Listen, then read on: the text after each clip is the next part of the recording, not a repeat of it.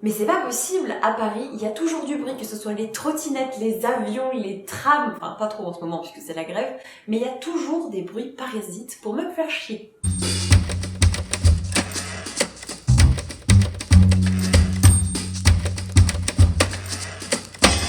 Hello mes petits millefeuilles à la sardine, j'espère que vous allez bien, je suis ravie de vous retrouver en pyjama avec mon petit thé de Noël dans mon salon pour une nouvelle vidéo sur la chaîne. Comme à partir du 1er décembre, je me transforme en cliché ambulant de la lectrice qui a besoin de réconfort, de chaleur, de douceur, en passant du plaid, du chat sur les genoux, du petit thé de Noël, de la bouillotte glissée bien tranquillement au fond des draps avant d'aller se coucher, et que j'ai besoin de livres réconfortants, doudous, je me suis dit que ça pourrait être sympa de vous proposer une petite liste pêle-mêle de bouquins qui m'ont vraiment apporté un sentiment de chaleur, de bonté, de réconfort, qui m'ont vraiment réchauffé l'âme à la lecture, et je vous propose qu'on attaque tout de suite. Pas de classement, pas de favoritisme, pas de genre en particulier, et ce ne sont pas forcément des lectures qui se passent au moment de Noël, mais je pense sincèrement que vous aurez de quoi piocher quelques petites idées par-ci par-là pour les longues soirées d'hiver. On y va ? En termes de préparation pour cette vidéo, vous n'avez qu'à me visualiser debout devant mes bibliothèques en train de me demander quels étaient les bouquins dernièrement qui m'avaient vraiment réconforté. Je les ai juste empilés à même le sol et la pile est juste à côté de moi. On va les prendre dans l'ordre où ils me tombent entre les doigts et le premier n'est nul autre que What If It's Us de Becky Albertalli et de Adam Silvera, publié ici en anglais chez Simon & Schuster. Alors oui, je suis assez d'accord, d'aucuns pourraient dire que c'est plutôt une lecture estivale parce que dans cette histoire, on va suivre la rencontre entre Ben et Arthur, deux étudiants à New York en plein mois d'août, qui vont se croiser l'un et l'autre au bureau de poste pour la première fois. Même si cette première conversation semble avoir déclenché quelque chose de plutôt positif chez l'un de nos protagonistes, cette rencontre va être quand même un petit peu manquée puisque aucun des deux n'a les coordonnées de l'autre ni même le prénom, et ils vont quand même finir par un procédé que je ne vous dévoilerai pas, par se retrouver, et c'est une histoire d'amour mais tellement adorable, tellement mignonne, inspirée des comédies musicales de Broadway, c'est clairement dit et énoncé, et c'est tellement mignon, guimauve, chouchou, cheesy, tout ce que vous voulez, mais sans que ce soit étouffant, et c'est vraiment adorable, que ce soit la famille de l'un des protagonistes qui est à fond derrière lui, que ce soit... bref, tout est absolument parfait dans ce livre, et si vous ne l'avez pas lu, n'attendez pas spécialement qu'il fasse 40 degrés dehors et que vous soyez en train de suer sang et eau pour vous lancer dans cette histoire. C'est vraiment adorable, mignon en diable, et vous allez franchement passer un moment incroyable. Petite précision, l'anglais est hyper accessible dans cette histoire, mais si jamais c'est votre bête noire, votre némésis et votre hantise la plus totale, pas de panique, ce bouquin a été traduit cette année ou l'année passée, je ne sais plus exactement, aux éditions Hachette, donc vous allez pouvoir vous lancer en français sans aucun problème. Autre continent, autre ambiance et autre histoire d'amour avec l'extraordinaire Where Rainbows End de Cecilia Ahern, qui est également disponible en français et qui nous permet de suivre l'histoire de Alex et Rosie, deux amis d'enfance qui ont tout vécu ensemble, qui ont toujours grandi main dans la main. Seulement, c'est à partir de l'âge de 17 ans à peu près que leurs chemins vont commencer à se séparer, puisque Alex va aller poursuivre ses études à Boston et que Rosie, qui aurait bien aimé l'accompagner, va être clouée dans leur village natal pour une raison que je ne vous révélerai pas ici. Et c'est absolument remarquable puisque du coup dans cette histoire on va suivre leur vie, le déroulé de leur quotidien sur plus de 20 ou 30 ans, je ne sais plus exactement, et que ce soit les personnages principaux ou les personnages secondaires, tout dans cette histoire est incroyablement bien écrit, bien tourné, et on prend un plaisir incommensurable à suivre ces coups du sort, à suivre ces rencontres manquées et ces routes qui se croisent au mauvais moment et ces mauvais timings. Bref, c'est une lecture incroyable qui me laisse toujours pantoise, pantelante d'émotion. Et vous avez également une adaptation qui a vu le jour qui s'appelle Love Rosie, une comédie romantique que je vous conseille, mais alors à 100%, vous allez adorer si vous ne connaissez pas, et que ce soit le bouquin ou le film, je trouve que les deux se complètent à merveille, et c'est vraiment un coup de cœur que je vous recommande chaudement. Et après cette bonne grosse dose d'amour, je vous propose qu'on change radicalement d'ambiance avec au grand air, un manga écrit et dessiné par Afro et publié aux éditions Nobinobi. Dans ce récit tranche de vie qui va véritablement vous faire voyager, on découvre Rin, une lycéenne plutôt solitaire qui a pour habitude chaque week-end de prendre son scooter et de partir faire du camping en hiver dans des endroits hyper isolés avec des vues magnifiques, juste pour être posée, tranquille, faire le vide, manger de bons petits plats au coin du feu et par mégarde, elle va un jour rencontrer Nadeshiko, une autre lycéenne qui se trouve être dans le même établissement qu'elle, mais elle ne s'était jamais croisée. Et de voir Rin faire ça au quotidien va totalement transformer les perspectives de vie de Nadeshiko, qui va se prendre d'amour pour le camping. Et c'est tout simplement le postulat de départ, je ne vous en dis pas plus, mais c'est tellement adorable. Les planches vont vous donner envie sincèrement de faire du 2 roues, d'aller vous paumer, d'aller passer des week-ends sous votre duvet, sous votre tente, d'aller faire de bonnes petites popotes avec des vues magnifiques avec vos amis. C'est vraiment un manga feel good incroyable, parfait pour l'hiver. On quitte le Japon pour un roman choral ultra réjouissant qui oscille entre la France et la Grande-Bretagne avec Brexit Romance, le roman écrit par Clémentine Beauvais et publié chez Sarbacane dans leur collection X-Prime. Ce bouquin m'avait tellement enthousiasmée lorsque je l'avais découvert que je n'avais pas pu m'empêcher d'en faire une critique dithyrambique dans l'un de mes updates lecture que je vous remettrai dans le petit si ça vous intéresse. Mais pour vous refaire très rapidement le pitch de base, on va suivre Justine, une Anglaise qui crée une application qui s'appelle Brexit Romance dans le but de mettre en relation des Français et des Anglais qui souhaitent contracter des mariages blancs pour pouvoir garder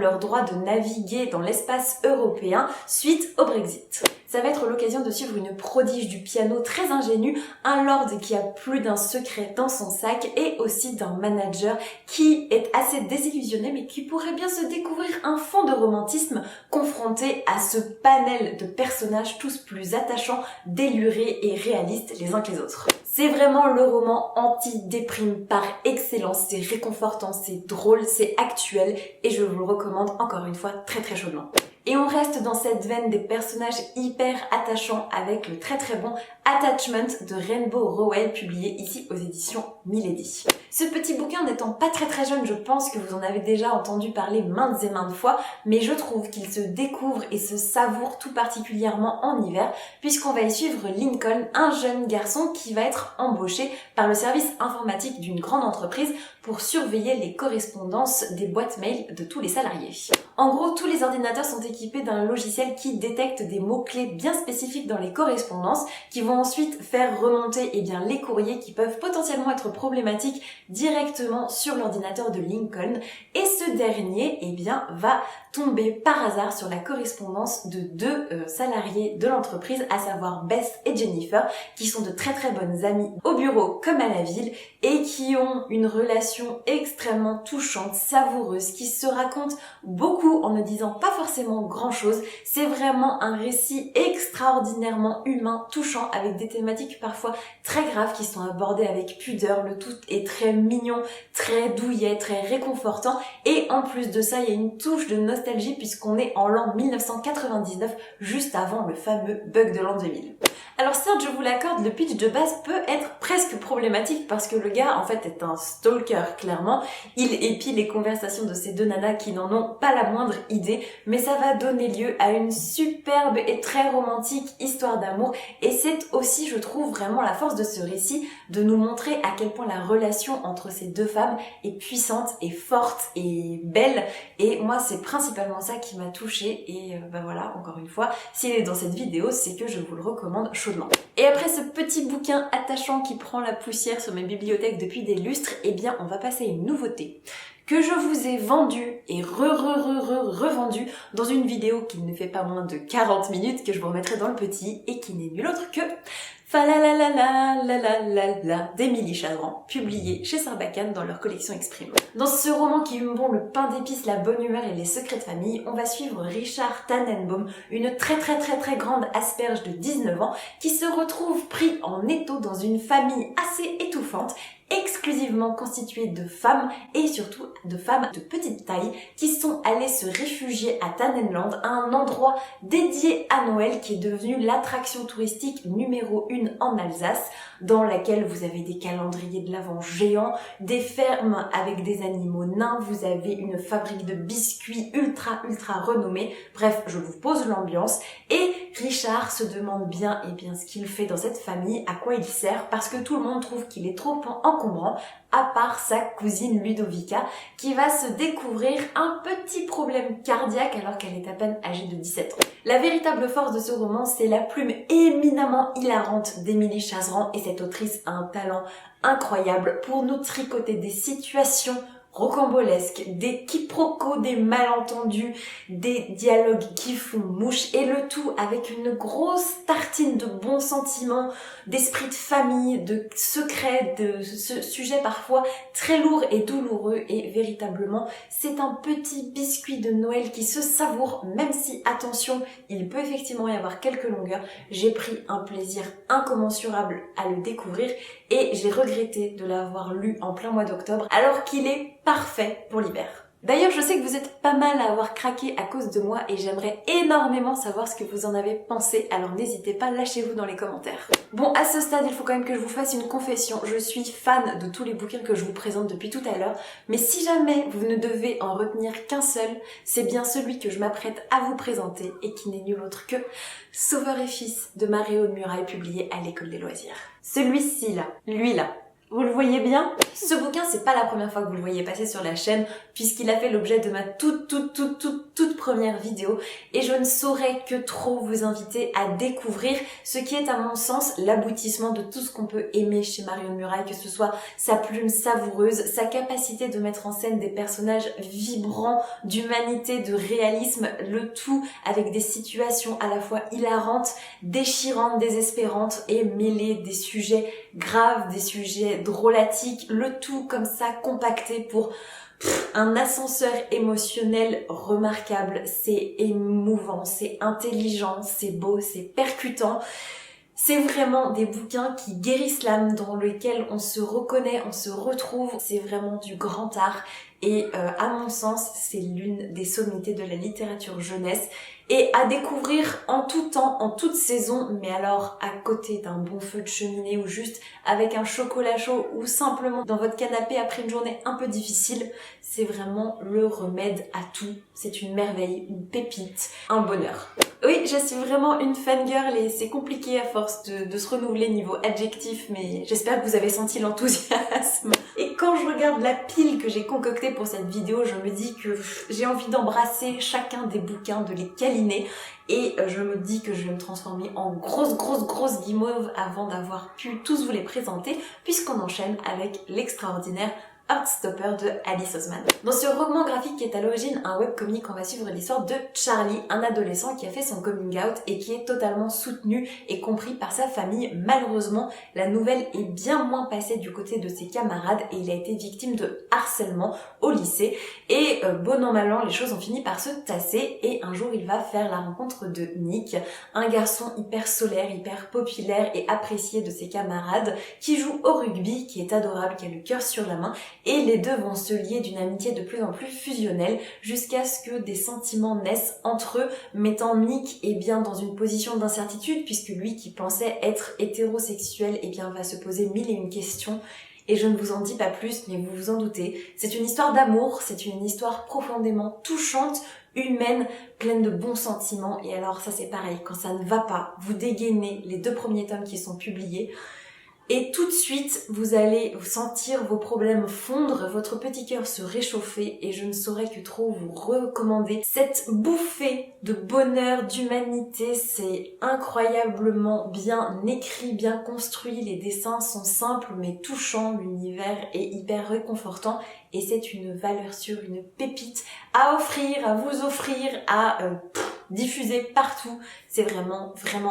de l'or en barre. C'est vraiment la vidéo de la fanatitude, il n'y a plus aucune retenue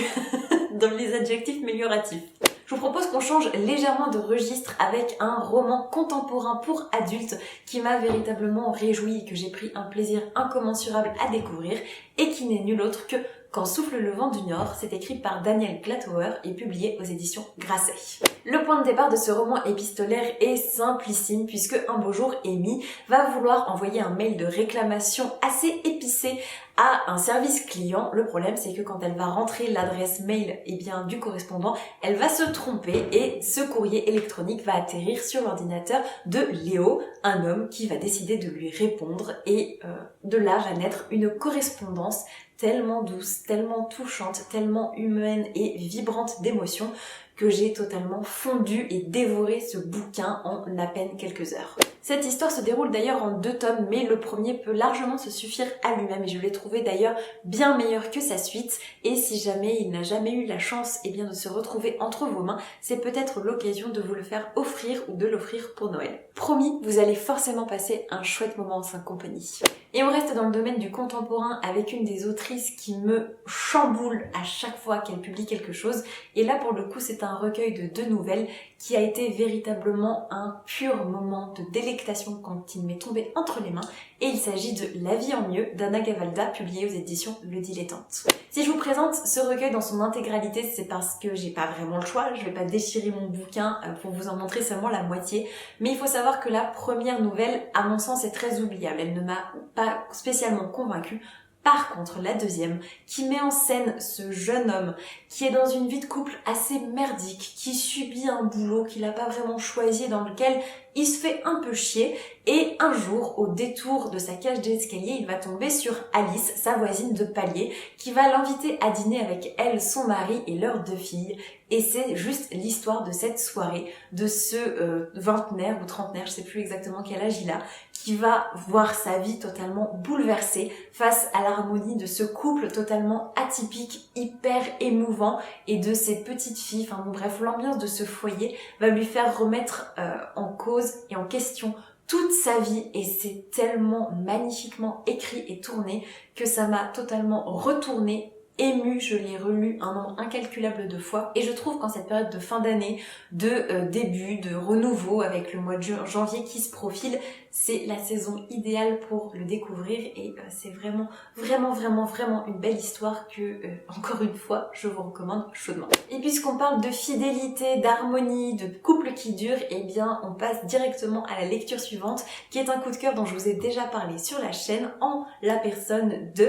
Le vieil homme et son chat, écrit et dessiné par Nekomaki et publié aux éditions Casterman. Alors dans cette histoire, vous avez 2 couples très mignons et qui méritent d'être soulignés. D'un côté, vous avez Daikichi et son épouse disparue puisque ce petit veuf et enseignant à la retraite vit dans le souvenir de sa femme qu'il a tendrement aimée et qui a disparu. Et d'un autre côté, il partage son quotidien avec Tama, son gros chat feignant, et les 2 font la paire et je trouve que cette histoire est tellement touchante, réjouissante. Vous avez des passages de tranches de vie sur ce petit vieux et son chat qui habite sur une île dans un village très mignon, très typique avec des chats partout dans les rues et vous suivez juste leur quotidien dans les interactions avec ses voisins, avec leurs amis et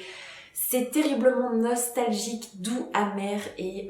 pudique. C'est un véritable coup de cœur et pareil, à vous offrir sans modération. Et si vous trouvez que j'ai été un petit peu expéditive, je vous remettrai dans le petit la vidéo où j'en parle bien plus longuement. Comme ça, vous aurez l'occasion de vous faire un avis peut-être un petit peu plus tranché. Si vous n'avez toujours pas fait une indigestion de douceur et qu'il vous reste un petit peu de place, eh bien je vous propose un autre coup de cœur intersidéral en la personne de Hilda and the Hidden People. C'est la novélisation des bandes dessinées écrites et dessinées par Luke Pearson qui ont également eu droit à leur magnifique adaptation en une série animée absolument dingue disponible sur Netflix. Et dans cette histoire, on suit Hilda, une petite fille qui habite toute seule avec sa maman dans un cabanon paumée au milieu de la montagne et elle va faire la rencontre d'esprits de la forêt, de géants des montagnes, d'oiseaux, dieux de la foudre et autres créatures mystiques, le tout dans une ambiance automnale et hivernale hyper agréable. C'est beau, c'est bien écrit, c'est hyper réconfortant et sincèrement je vous le conseille sous toutes les formes possibles. Animé, BD, bouquin, vous avez l'embarras du choix et à chaque fois c'est une valeur sûre dont je pourrais parler des heures mais je vais m'abstenir. Vous avez l'idée générale et charge à vous de vous occuper du reste. Et puisqu'on parle de créatures magiques et de jeunes filles intrépides, je pense que c'est le timing parfait pour vous reparler de Apprentie sorcière, le roman écrit par James Nichol et publié aux éditions Gallimard Jeunesse. Dans cette histoire, on va suivre Arianne Wynne, une jeune sorcière âgée d'une quinzaine d'années qui a beau être la petite fille d'une éminente sorcière, va totalement rater son examen magique, ce qui risque de compromettre sa candidature pour un poste de sorcière dans un village pour pouvoir y effectuer son apprentissage. À sa grande surprise, ses résultats plus que désastreux vont quand même... À sa grande surprise, ces résultats plus que désastreux vont tout de même intéresser un petit village qui... À sa grande surprise, ces résultats pourtant désastreux vont tout de même intéresser la petite commune de Lul, qui est un village en bordure d'une forêt hantée et qui va faire appel à ses services pour essayer de concocter des potions, des filtres, des charmes pour protéger les habitants des créatures qui semblent vouloir s'en prendre à eux. Et je vous en dis pas plus, mais c'est un univers incroyable à la croisée entre Kiki la petite sorcière et en même temps vous avez cette ambiance un petit peu atelier des sorciers. C'est hyper réconfortant, c'est hyper bien ficelé et malheureusement Gallimard Jeunesse n'a jamais publié le tome suivant, mais par contre ce premier volume est un pur moment de réconfort, de bonheur. J'ai pris un plaisir fou à suivre les aventures de Arianne Wynne et rien que pour ça, je vous la conseille les yeux fermés et au pire, la suite existe en VO et comme c'est de la jeunesse, ça reste relativement accessible. Puis-je vraiment faire une vidéo recommandation de lecture doudou sans vous parler de Fangirl de Rainbow Rowell? Je ne crois pas, non. Pour le coup, c'est tellement une lecture incontournable que je ne vais pas m'appesantir sur le sujet, mais on va suivre l'histoire de Kat, une jeune fille assez renfermée qui adore écrire des fanfictions inspirées clairement d'une histoire qui est l'équivalent de notre Harry Potter à nous, et elle va faire son entrée à l'université pensant partager une chambre avec sa jumelle, mais celle-ci a décidé de s'émanciper et de profiter de ce tournant pour se faire de nouveaux amis, pour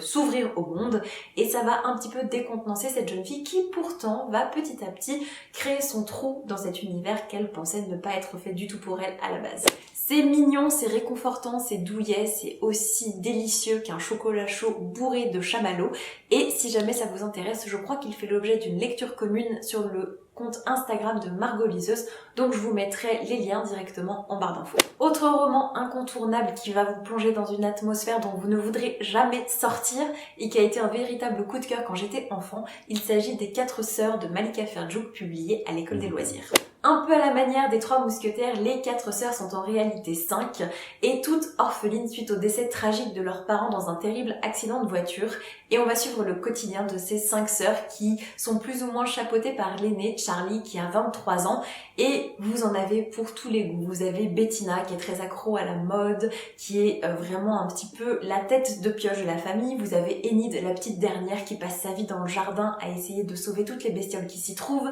Vous avez vraiment des personnages hauts en couleur, hyper attachants dans une ambiance, mais alors qui fait merveille, qui est parfaite au coin du feu, qui est hyper automnale, hyper mystérieuse, nimbée d'une touche de je ne sais quoi qui est vraiment inoubliable et je ne vous en dirai pas plus pour le résumer parce que c'est vraiment un roman d'ambiance qui se savoure et dont vous ne ressortirez vraiment qu'à contre-cœur, je peux vous le garantir. Et parce que quand il y en a plus, il y en a encore. Autre pépite qui va vous faire fondre comme neige au soleil, il s'agit de A Little Something Different écrit par Sandy Hall. Dans cet adorable bouquin que j'avais découvert dans le Pumpkin Autumn Challenge de 2017, si je vous dis pas de bêtises, on va suivre Léa et Gabe qui sont 2 adolescents qui ne se connaissent pas et pourtant ils partagent le même cours de littérature à l'université, ils partagent les mêmes goûts, les mêmes affinités, les mêmes centres d'intérêt.